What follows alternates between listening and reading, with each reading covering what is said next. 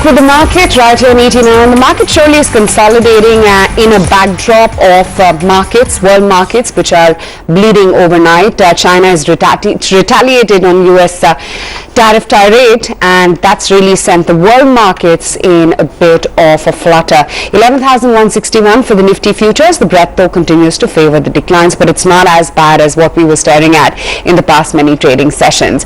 Abhishek Bansal, CFO Justdial, as well joins in to talk about their earnings. Abhishek, hi, morning.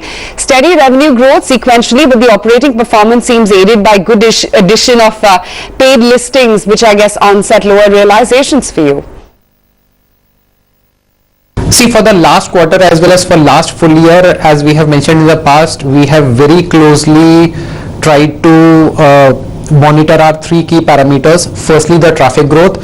So last particular quarter, we had about 139 million quarterly unique users, which grew at a steady state of 25% year on year. Mobile traffic, which contributes broadly about 80%. On mobile itself, we today have about 110 million plus unique users. That is growing at 40% year on year. In terms of monetization, last full year we ended at about 14% growth. 4Q ended at about 16% growth. So overall trends have been pretty healthy. Most importantly, in terms of free cash flows, last full year we generated about 349 crores of total free cash flow, which was about 30% plus growth year on year. Despite returning 220 crores back to shareholders as part of our buyback, we were still able to add 130 crore to our cash reserves. Okay, so what kind of momentum do you see in the paid listing additions, the near term, and is competition high from here, from names like a Google, or is weak economic growth, soft sentiment among SMEs and elections going to keep your Q1 numbers in check? See, paid listings, for the first time we have crossed 500,000 paid campaigns. So paid campaigns had about 12.5% year on year growth. Last 3 quarters, if you see, we have been adding close to 12 to 15,000 paid campaigns net on a quarterly basis. We have added 1,200 people in feet on street cold calling team over last 1 year. As and when these folks become productive, that helps in adding to paid campaigns, and naturally that flows into our revenues as well. So we do expect that particular trajectory to continue. And as far as macro sentiment is concerned, despite whatever macro challenges that are there, we have still been able to grow our revenues at a pretty healthy rate over the last 1 year, which also shows the strength of platform, which shows that how important Justdial as a platform is for SMEs. All right, higher contribution of paid listings from tier 2 and tier 3 cities also seems to be something that we've picked up on this time. Abhishek, just talk us through the trend there. See, when we look at revenue, we mostly first of all look at the overall revenue. Obviously, overall revenue has 2 levers, paid campaigns as well as realizations, but we don't worry much about whether the growth is coming out of paid campaigns or it is coming out of realizations. It's the overall revenue that has to grow first. I try to maximize my revenue per sales employee, revenue per customer. So 12.5% year on year paid campaign growth with 3% growth in realizations, I think is pretty healthy. Realizations, as you said, that because the mix is shifting towards tier 2, tier 3, where the ticket size is lower, they do have a downward pressure. But every year we do roll out certain new product offerings so that we can couple them with our existing core offering for SMEs, which helps us maintain or even grow our realizations. So despite venturing more into tier 2, tier 3, I think we have been able to fairly do a decent job in terms of maintaining realizations, and the same should be sustainable going forward as well. Your EBITDA margins improved as well, despite an ongoing addition of feet on street as well as JD ambassadors. What efforts are you taking to improve productivity, and how much scope on tighter control on operating costs would you have to lift margins further? Last full year we delivered about 26% EBITDA margin versus 21% previous year.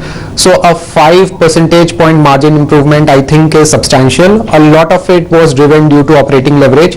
On the cost side, efforts are on to have costs as much in control as possible, and the rest let revenue growth take care of margin expansion.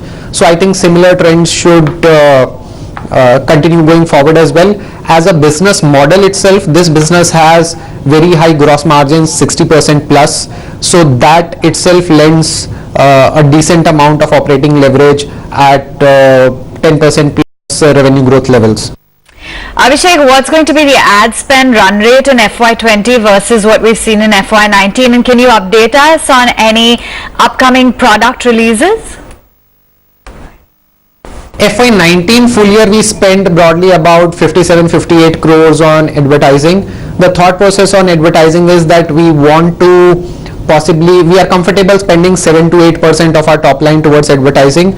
There could be bit of quarterly fluctuations, but the current run rate of 17 to 18 crores a quarter, I think that should definitely continue. At the same time, we want to ensure that our traffic growth remains closer to 25% overall growth levels.